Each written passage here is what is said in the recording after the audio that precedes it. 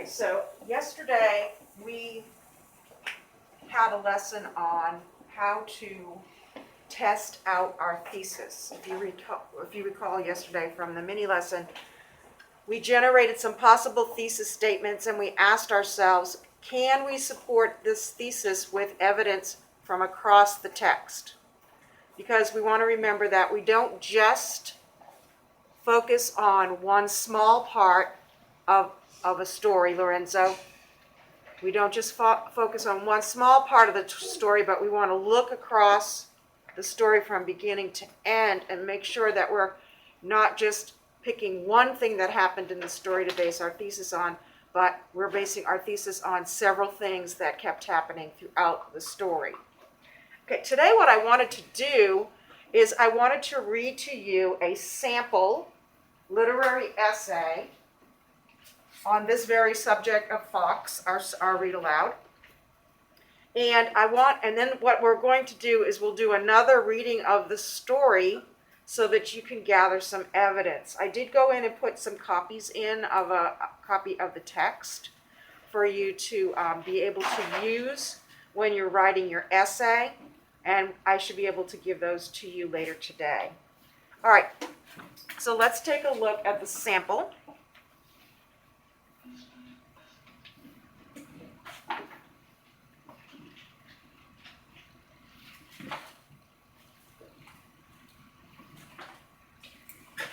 Dog is a good friend. And we begin with our introduction. Days, perhaps a week later. Notice it begins with a quote, right? This essay is using a quote hook. Days, perhaps a week later, she wakes with a rush of grief. Dog is waiting. This quote from the book Fox, and notice that the title Fox is italicized, okay? When you're typing in Word, when you're typing up and you have a title, that's how you punctuate it. You italicize it, which means it gets a slant to it. Now, when you're writing it in your own essay on paper, you're going to underline that title. So you want to make sure that you're doing that. Notice we begin with the hook, which is a quote, and then the next sentence is basically saying where it came from, naming the title and the author. This quote from the book Fox by Margaret Wilde and Ron Brooks demonstrates just one of the many ways the character, Dog, is a good friend.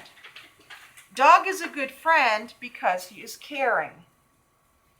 Dog is loyal. He never gives up on his friends. Dog is an optimist. He always sees the best in others. Caring, loyal, and a positive attitude are qualities that make Dog a good friend. So that's the introduction. Notice we have the hook. The title and author of the book are identified. Each of the main ideas is previewed in the order in which they're going to be written about, and it ends with a restatement of the thesis. All right, let's take a look at the first body paragraph.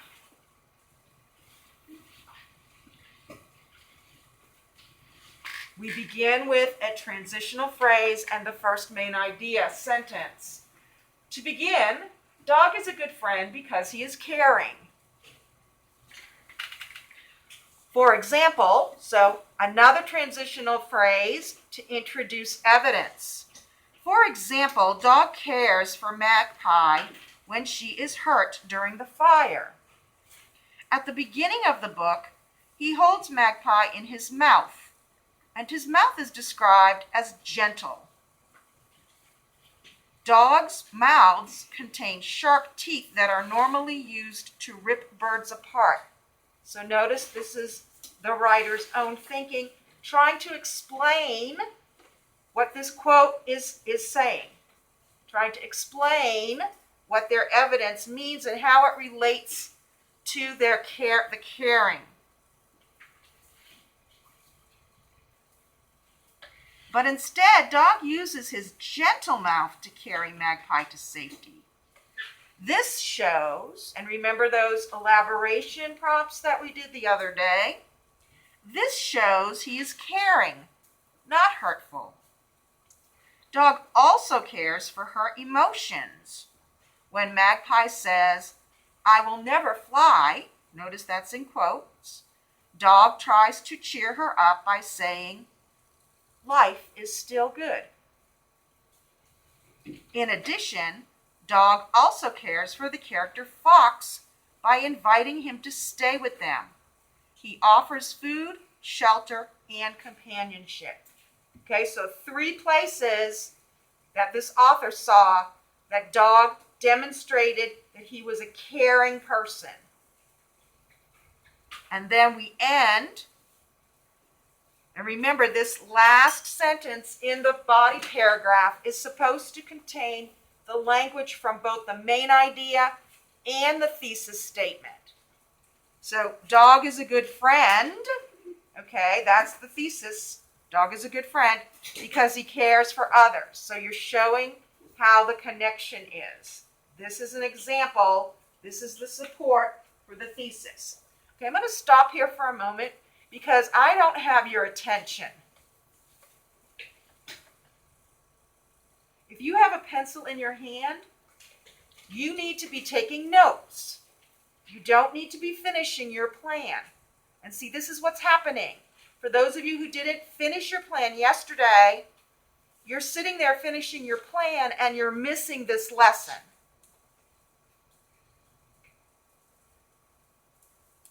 Let's go ahead and look at the second body paragraph. Again, we begin with the transition. Next. All right, so we're moving on. You're telling the reader, we're moving on to another main idea. Next, Dog is a good friend because he is loyal. We talked about that loyalty. Dog tries many things to help Magpie. For instance, when Dog first saves Magpie, they both know she will never fly again. Dog tries to cheer her up, but Magpie rejects his kindness by saying, "An eye is nothing," and goes off to hide in the shadows of the cave. But Dog does not give up on Magpie. When she wakes up from her long sleep, he is there waiting. Notice this is a retelling, all right? The only part that is quoted is just her dialogue. When she wakes up from her long sleep, he is there waiting. Another example of loyalty can be found in the middle of the book. Dog runs with Magpie on his back every day through summer, through winter. This reveals, and again, that prompt for elaborating, this reveals Dog's faithfulness because he runs with Magpie, not just once, but every day for a year. Dog is a good friend because he is loyal. And again, notice that last sentence, that's that connection sentence, that linking sentence that's going to refer back to the thesis and back to the main idea in this paragraph. Okay, last body paragraph. Finally, again with the transitional phrase, Dog is a good friend because he always sees the best in others. In the middle of the story, and remember we talked about how we have to cite where our evidence is coming, but because our book does not have any page numbers or paragraph numbers, we're referring to the part of the story, the beginning, the middle, or the end. In the middle of the story, when Fox comes along and needs a place to stay, Dog is open and generous. For example, though Magpie doesn't trust Fox, Dog says, "Welcome. We can offer you food and shelter." Dog is not suspicious of Fox,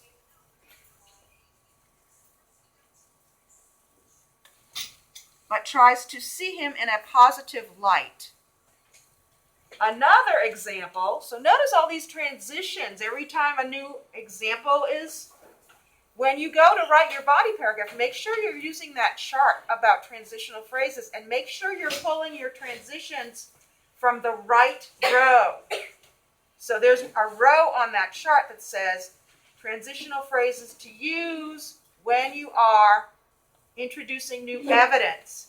Transitional phrases to use when you are elaborating on that evidence. Okay, so make sure you're careful when you choose. And try to choose different ones. If you use the same one all the time, it gets repetitious. So, another example can be found when Magpie tries to tell Dog that Fox is no good. He belongs nowhere, she says. He loves no one. Dog continues to see the positive in Fox, saying, he's all right, let him be. This proves, again, that transition to elaborate, that prompt, this proves what a good friend Dog can be. Even though Dog is blind in one eye, he still sees, in quotes, the best in everyone and everybody. Dog is a good friend because he always sees others in a positive light. Okay, and so now those are the 3 body paragraphs.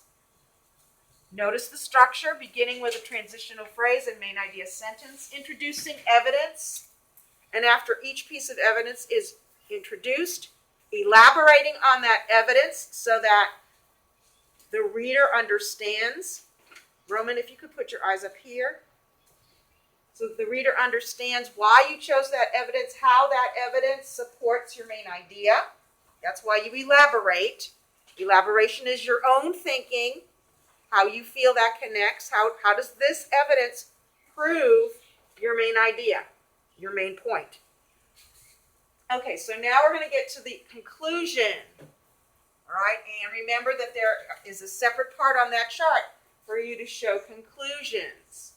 As you can see, Dog exhibits the qualities of a good friend. So we know that a conclusion begins with a transitional phrase. We know that it restates the thesis. Dog exhibits the qualities of a good friend. It's written in different language, but it's basically saying the same thing.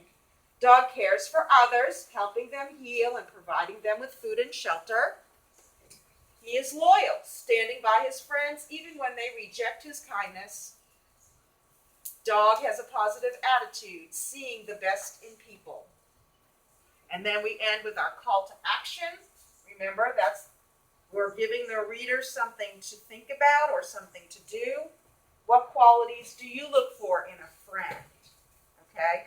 And remember, your call to action should not be something that's too difficult to do, nor should it be something that they can answer with a simple yes or no question. Okay, so take a look right now at the plan you have for your essay.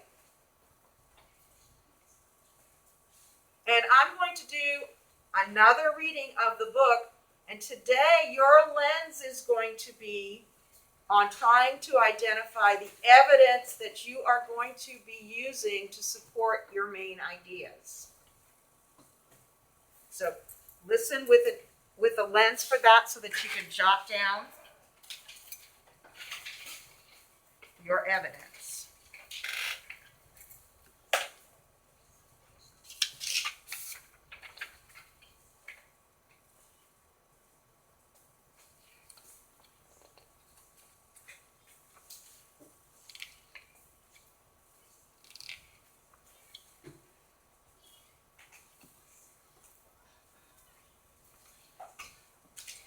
Through the charred forest over hot ash runs Dog, with the bird clamped in his big, gentle mouth.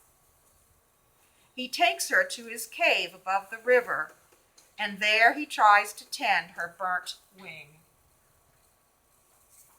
But Magpie does not want his help. I will never again be able to fly, she whispers. I know, says Dog. He is silent for a moment, then he says, I am blind in one eye, but life is still good. An eye is nothing, says Magpie. How would you feel if you couldn't run? Dog does not answer. Magpie drags her body into the shadow of the rocks until she feels herself melting into blackness.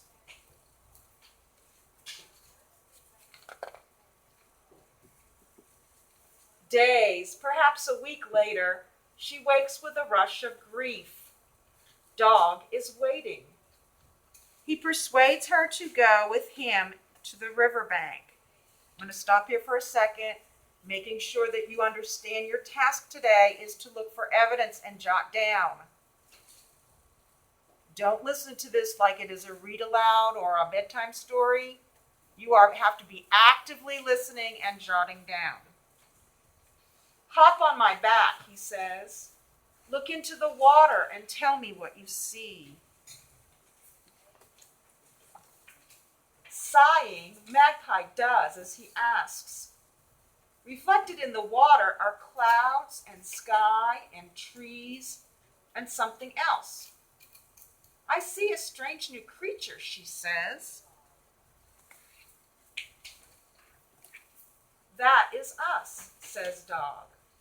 Now hold on tight. Did you notice how I had to shift the book to read those words? Kind of getting a new perspective.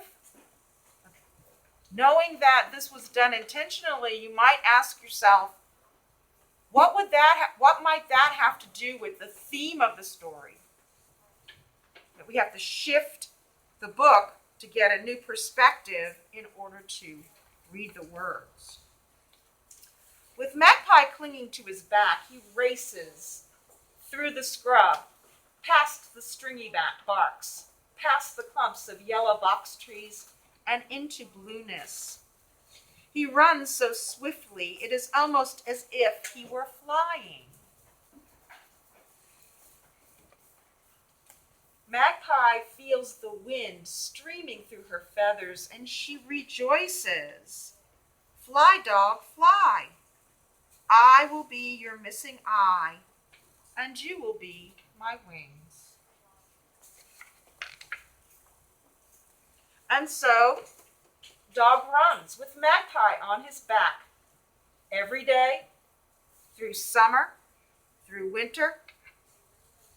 After the rains, when saplings are springing up everywhere, a fox comes into the bush. Fox with his haunted eyes and rich red coat. He flickers through the trees like a tongue of fire, and Magpie trembles. But Dog says, welcome. We can offer you food and shelter. Thank you, says Fox. I saw you running this morning. You looked extraordinary. Dog beams, but Magpie shrinks away. She can feel Fox staring at her burnt wing. In the evenings, when the air is creamy with blossom, Dog and Magpie relax at the mouth of the cave, enjoying each other's company. Now and again, Fox joins in the conversation, but Magpie can feel him watching, always watching her. And at night, his smell seems to fill the cave, a smell of rage and envy and loneliness.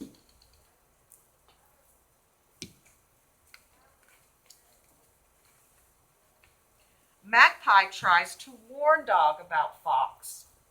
He belongs nowhere, she says. He loves no one. But Dog says, he's all right. Let him be. That night, when Dog is asleep, Fox whispers to Magpie, I can run faster than Dog, faster than the wind. Leave Dog and come with me. Magpie says, I will never leave Dog. I am his missing eye, and he is my wings.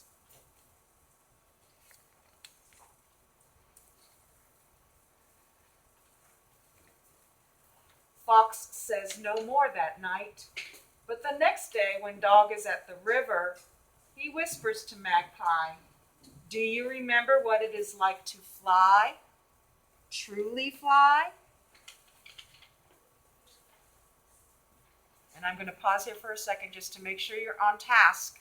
Remember that you're looking for evidence to support your main ideas. Again, Magpie says, "I will never leave Dog.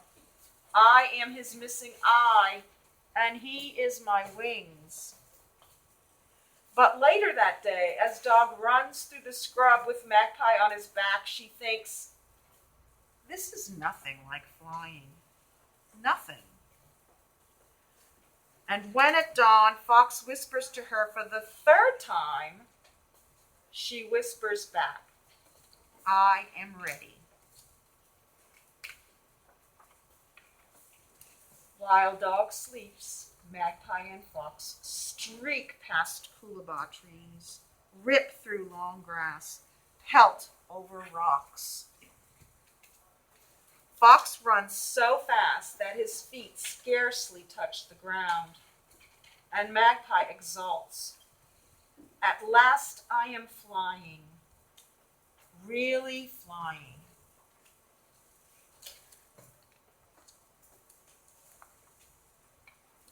Fox scorches through woodlands, through dusty plains, through salt pans, and out into the hot, red desert.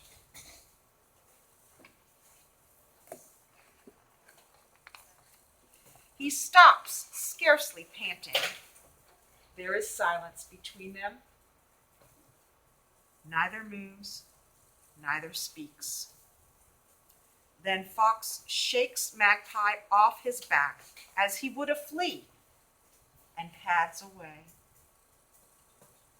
He turns and looks at Magpie and he says, "Now you and Dog will know what it is like to be truly alone." Then he is gone. In the stillness, Magpie hears a faraway scream. She cannot tell if it is a scream of triumph or despair. Magpie huddles, a scruff of feathers adrift in heat. She can feel herself burning into nothingness. It would be so easy just to die here in the desert. But then she thinks of Dog, waking to find her gone.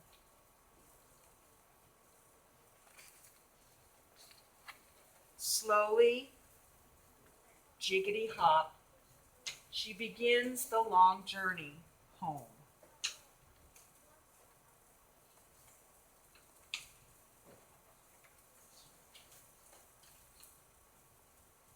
Okay, so hopefully you were able to gather your evidence for your literary essay. I want to give you the work period today to go ahead and finish up your plan. And if you finish your plan, you can begin drafting your essay on notebook paper. If you need to remind yourself of your heading, you can come to the wall and look at the samples. This subject would be writing. Any questions before you move to work time? Okay, go ahead and get started.